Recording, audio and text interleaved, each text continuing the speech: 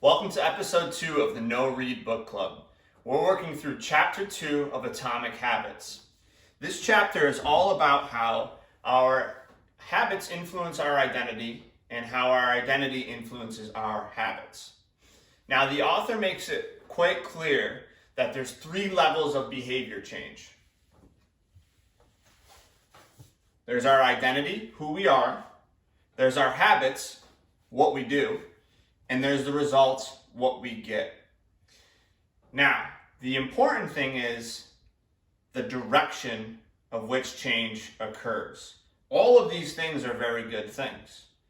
Too often, we want to change our results before we want to change who we are.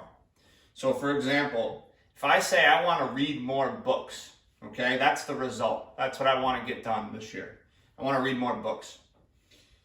If I don't believe to be a reader, but I keep telling people I'm not really a reader, I'm not, this isn't really who I am, I don't read a lot, I never did read a lot, then my identity does not match what I want or the results that I want to get.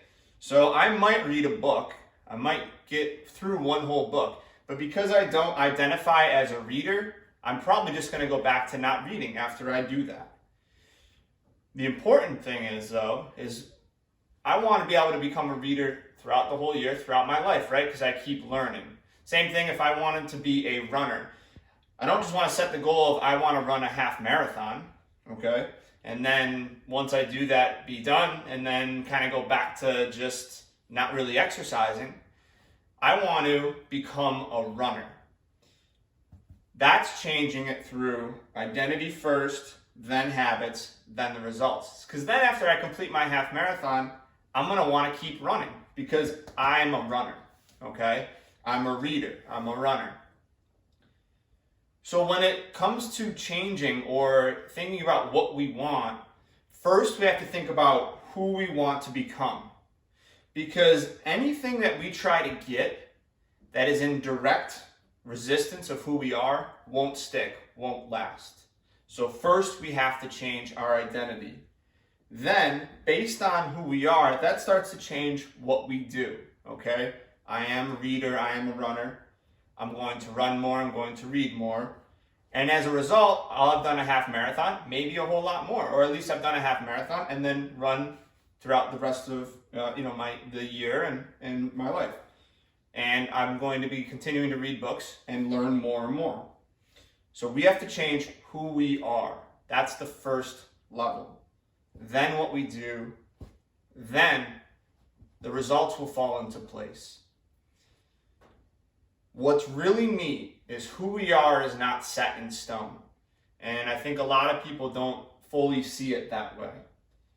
So the best way to change who we are is actually through our habits.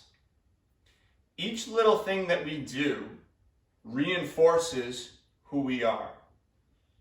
Every time I run, it reinforces that I'm a runner. Every time I read, it reinforces that I'm a reader. Now, people that know me and maybe know that I haven't been a big runner or haven't been a big reader might not see me as a runner or reader at first, but it's important that I see myself that way in the beginning. But as the evidence keeps building in over a year, and 2 years, and 3 years, and other individuals see how much I've ran or read, then they'll start to see me as that person too. And again, the results just fall into place. What's really neat is that it doesn't have to be perfect. So for example, I don't have to run every day, or I don't have to read every day to identify or become that reader or runner. Each little thing that we do, like I said, is like a vote. But just like everything else, there's going to be some votes that kind of pile up on each side. So every day that I'm lazy, I might have a few votes pile up that I'm lazy, or days that I'm running, they might be here. So if I'm doing this the majority of time, and then this just a little bit of the time, I'm probably going to be, again, seeing myself as that runner, seeing myself as that reader, and the other days, they're not as big, it's minor. So if I'm looking to win my year, it's all these little things that we do that pile up all these votes, and that eventually changes who we are. We constantly need to, and the author calls it, edit and upgrade who we are. So the best way to do that is to change what we do. And again, it does not have to be perfect. To put this in an even more fun way, you would see evidence, right, of my identity as a Bills fan.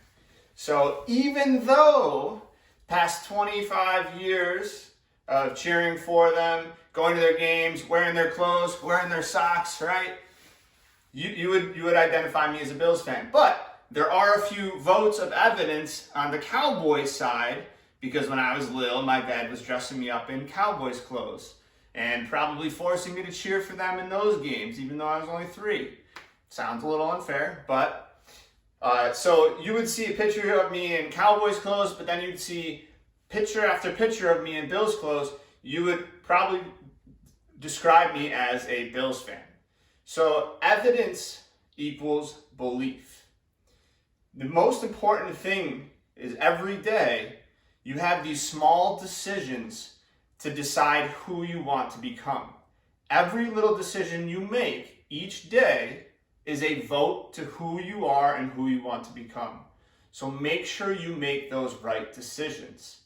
So as you go through your day today, make sure, decide who you want to be, and then back it up with those small decisions. And it's okay if there's a couple decisions on the other side, like the Cowboys pitchers, okay?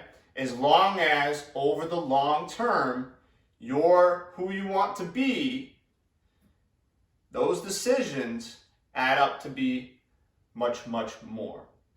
Choose who you want to be today by reinforcing it with the habits that you do today. To summarize the video, decide who you want to be, and then prove it with those small wins. You got this.